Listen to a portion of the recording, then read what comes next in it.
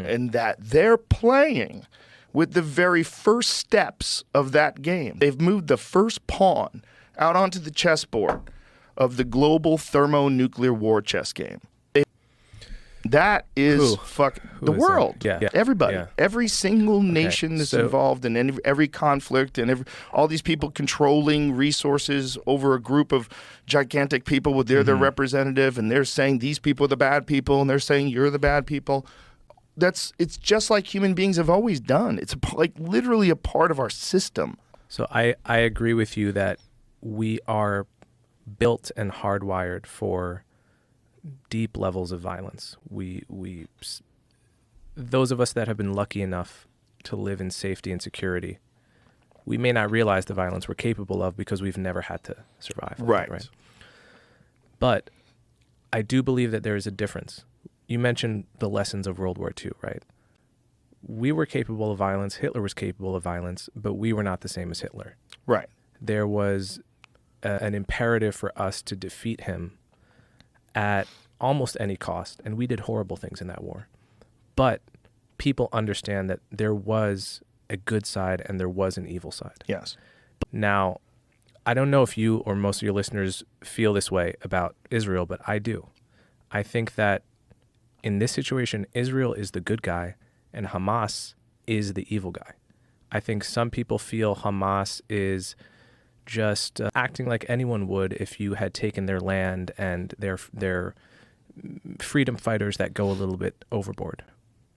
I don't think that's what they are.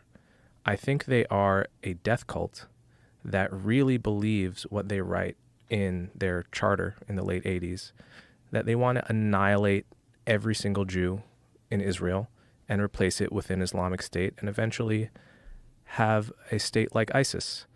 And that what they did on October 7th with the barbaric slaughter, that's the point for them. That is what they want to do to all of Israel. And the difference is that Israel, though like the American army, it's like there's been many excesses, much to criticize. If Israel wanted to annihilate Hamas and the Palestinians the same way Hamas wants to annihilate Israel, Hamas would be gone and there would be no Palestinians in Gaza. We know that Israel could obliterate them overnight. Why don't they? Well, for mixed reasons, but because they don't want to. They want to live in peace fundamentally. And so I don't think the two sides are equivalent here, though they're both capable of that universal among humans, which is cruelty. I don't think these two sides are the same. I really think this is a situation where there is a good guy and a bad guy. What solution could possibly be created that would somehow or another calm this down at this point? After that attack, it's so horrifying. But then the response is horrifying too, where who knows how many civilians have died in Gaza. Yeah. So we're terrified of both. And then there's this narrative. What was the thing with the hospital? Oh, yeah. So this has been going on the past 48 hours. Basically what happened is the entire media, the Gaza Health Ministry, which is run by Hamas, said that Israel just bombed a hospital and killed 500 people. The entire media ran with this story. New York Times, BBC, everyone said 500 killed in Israeli airstrike on hospital. And obviously this is monstrous if so, right?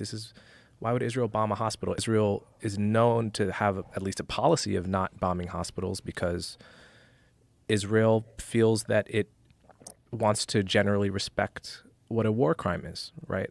That's the policy at least. So this went viral. Then it turned out, actually, most likely, it actually turned out 100% the hospital wasn't bombed. It was the parking lot next to the hospital. So that was the first inaccuracy in the story. Then it turned out it's very, very unlikely to be an Israeli airstrike and was almost certainly not a Hamas rocket, but a Palestinian Islamic Jihad. This is the other Palestinian terror group in Gaza. They launched a bunch of rockets. One of them was a dud and landed in the hospital parking lot. And this is on video. Al Jazeera showed the video by accident, and that's how it's part of how it's been confirmed. What do you mean by accident? So they were showing this in real time. I think it happened at like 6:59 exactly. It's either 6:49 or 6:59. They were showing live footage of, or footage they had just taken of a bunch of rockets leaving the Gaza Strip to go to Israel, and one of the rockets, you could see it was screwy. It kind of blew up, and then you see a big explosion in Gaza right at that time. Turns out that's the exact time the hospital allegedly blew up. So that's how they knew it was a rocket from inside, an accidental rocket from inside Gaza, rather than the Israelis airstriking it. So then all the New York Times, BBC, they all started slowly changing their headlines from 500 killed in Israeli airstrike to 500 killed in blast to, at this point they may be saying parking lot next to hospital killed only 50 to 100 people. This is still an evolving story, and we're talking on Thursday. So by the time it didn't this actually episode, hit the hospital itself. It hit the parking lot next to the hospital and did damage to the hospital. the latest is that the hospital's still standing, and it was only the parking lot next to the hospital, and a bunch of cars may have exploded as well. So that's the latest, because they have pictures now. The next day they took pictures, and the hospital's there. I thought they had photos of the hospital that was bombed out. The New York Times, when they reported it first, they showed a picture of a different place in Gaza that was destroyed by an Israeli airstrike, not the hospital. My God. Yeah. So this is now, I think there's an emerging consensus that it was a parking lot, probably not 500 people, probably more like 50 or 100, which is, again, tragic. Every life is tragic. But that basically the legacy media took Hamas's word as fact, and then has had to backpedal. Hey, woman, since your man ain't got no heart, why don't you go in my apartment tonight? I'll show you a real man. There you go. What? Fuck you.